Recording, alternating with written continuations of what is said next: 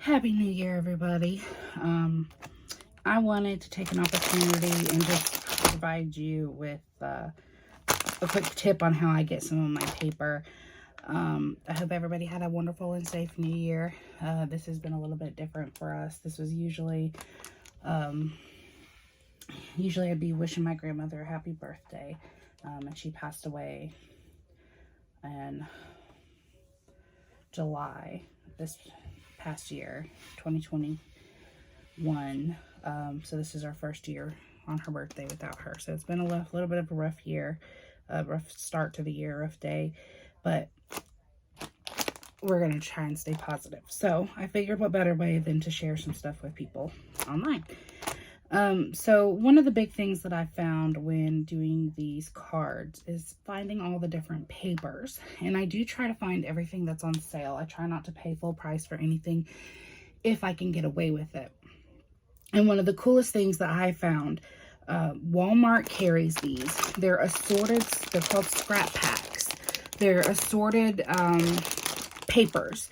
Some of them are just like thin paper, some of them are cardstock. But they're just different kinds, and you get some really interesting things in here. So I'm going to pull this out because I'll actually be sorting through these, looking at them. I have two different sets of papers that I keep. Hobby Lobby also carries something similar. They call it a scrapbooking paper pack, I think. But what it is it's basically the same thing. It's just assorted papers that are cut down to different short sizes. And I keep them separated into like smooth cardstock and then textured cardstock. Now the stuff that comes from Walmart tends to all be textured, but that's okay because some of them are really cool.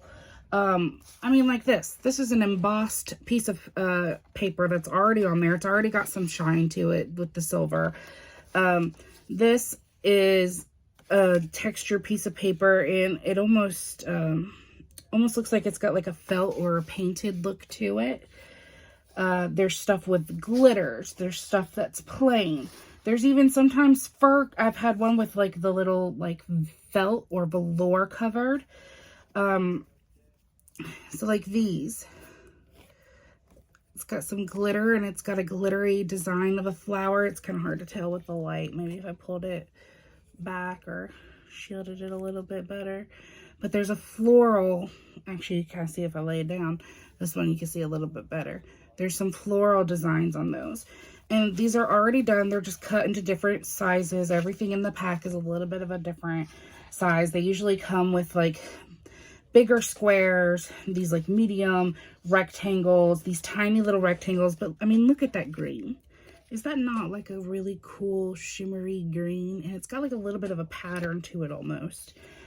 And I get these, my local Walmart, they're like $2.94. So for like $3-4 with tax, I'm getting a pound of scrapbook paper they're just cut into various size shapes. There's all sorts of different colors, all sorts of different shades. Here's an interesting one with a variegation and just a pattern of pinks.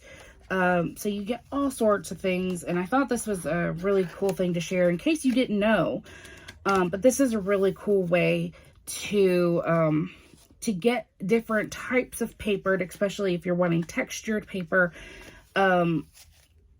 for very cheap. So here's another embossed one. It's very, very light. And some of them, ooh, this one's pretty. Look at this. I haven't actually opened this yet. I just opened it on camera with you.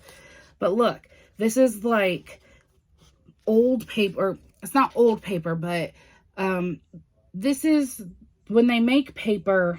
If you know the process, just ignore this part. But if you don't, it's just a bunch of fibers that are cut up into a pulp, and it's in fluid, and so they can put things in it and it's suspended, and then they drain the water out and it forms a layer that is then pressed and dried, and that's where your paper gets created. And that's why if you find handmade papers that are not mass produced, they're oftentimes thicker, they're oftentimes have a pattern to them.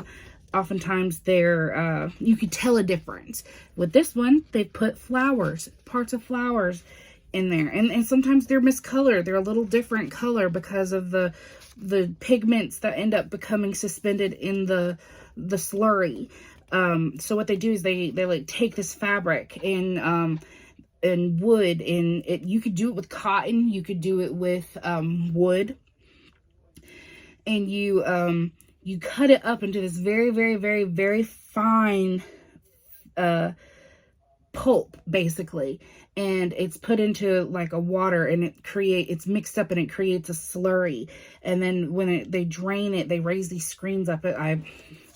And the only way I know this is, I want to say I watched it on Sesame Street or Mr. Rogers' Neighborhood. One of those fun little things that you learn as a child that just sticks with you. So you can kind of see the process here. You see how it's kind of torn, but it's not really torn. This is just where the fabric, when they make it, it just didn't have enough to cover all of that. So you kind of get to see it. But anyways, so $3, I get all this different paper, all different textures. Some of them are going to be wrinkled. This is a big pack. It's a pound of paper, but I always will find a way to use this. Sometimes I don't know how I'm going to use something until I go to use it, and they're all different weights. They're like this. See, like this is actually a really smooth, heavy cardstock. So I would want to sort this out and put this into a different bin. Here's some papers. These are actually very thin pieces of paper. They're not really cardstocky. That would, again, go in with my other bin. Same with these. It's just different things. I like to keep mine separated between textured and smooth, so I kind of know where to go for all of them.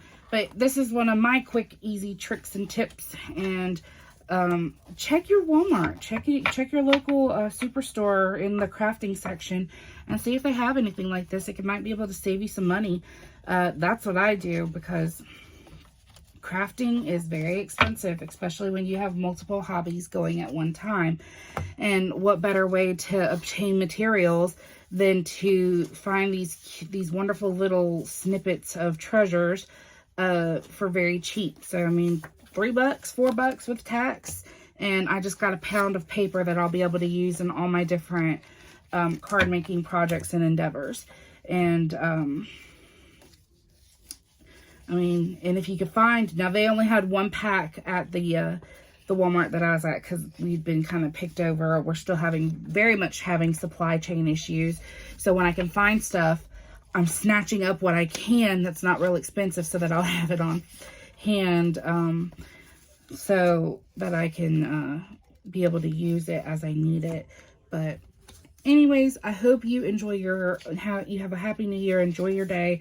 I just wanted to provide you with this quick little tip and trick that I use, and hopefully it can bring you some knowledge and help you as you move on your scrapbooking. Whoa, I can't talk today. Scrapbooking, not crapbooking. I apologize about that. Scrapbooking and card making. There we go. That's what I was trying to get out. Endeavors. And again, it is the scrap pack. This is from Walmart. It's like $2.94 plus tax, so altogether like $4, if that. And I get a pound of paper that I'll be able to use as I continue to make cards and different crafts. Thanks. Have a wonderful day, and I'll talk to you later.